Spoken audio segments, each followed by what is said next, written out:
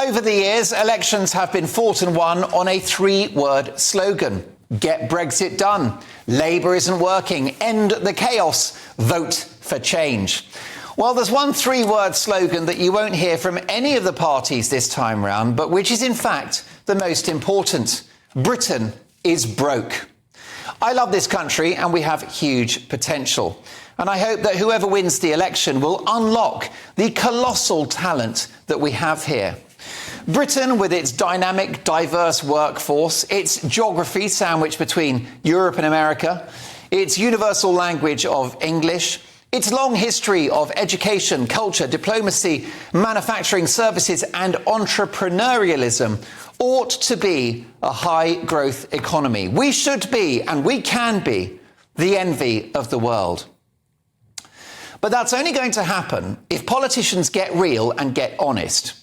But I won't hold my breath. So on their behalf, let me tell you what they will not tell you. The United Kingdom lives beyond its means. Just last month, the deficit, which is the difference between what's coming in and what's going out, was £20 billion. That's right, we borrowed £20 billion last month alone just to pay the bills. We are essentially living off the national credit card just to keep the lights on. And it's our debt and our deficit, don't forget, not theirs. It's like someone taking out a massive mortgage or a loan on your behalf. You wouldn't like that, would you? But that is what has happened. £20 billion borrowed in just a month to pay the bills is not normal. It's not sustainable. In fact, it's a total freak show.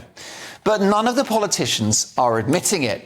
But they'll have to when they get into power, whoever it is. Even the monster-raving loony party or Count Binface will quickly lose their sense of humour when they see the books.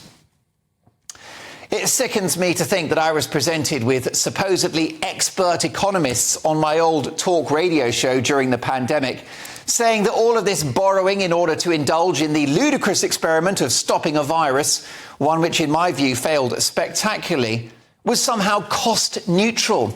What about inflation, I said, if you print money? What about the cost of interest going up on all this new debt? I was called a granny killer and someone with no understanding of economics. Well, that's aged well, hasn't it? Inflation soared and interest rates skyrocketed. What the hell do they teach these people at university?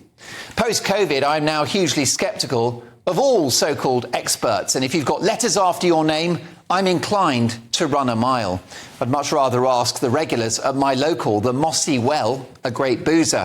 Why? Well, because they've got common sense and they live in the real world.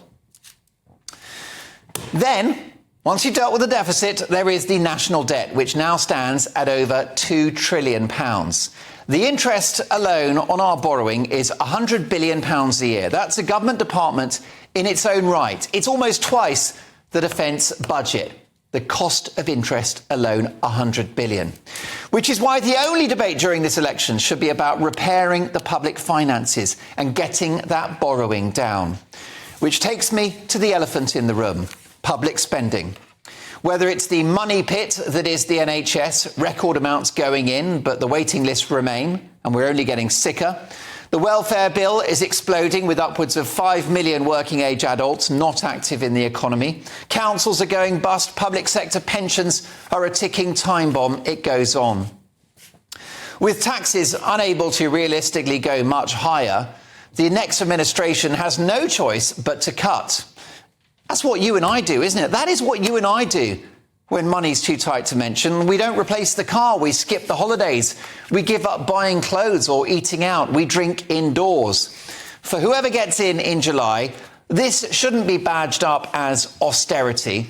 It is simply living within our means, something which any government has a duty of care to deliver. Now, there may be areas of the public sector that need targeted investment or even an increase in funding. But overall, the cost of the state must come down and its size and scale has got to shrink. Why is that? Well, because we already can't afford it, with 20 billion going out of the window every month. Britain is a great country, but it's broke. Whoever forms our next government has got to fix the roof, because it's almost blown off as we speak. It'll take 5 to 10 years. It'll involve sacrifice. It will be painful. But to survive and then to thrive, we have to do it. Whoever gets in, Britain needs a bit of tough love. And for those who don't like it, tough luck.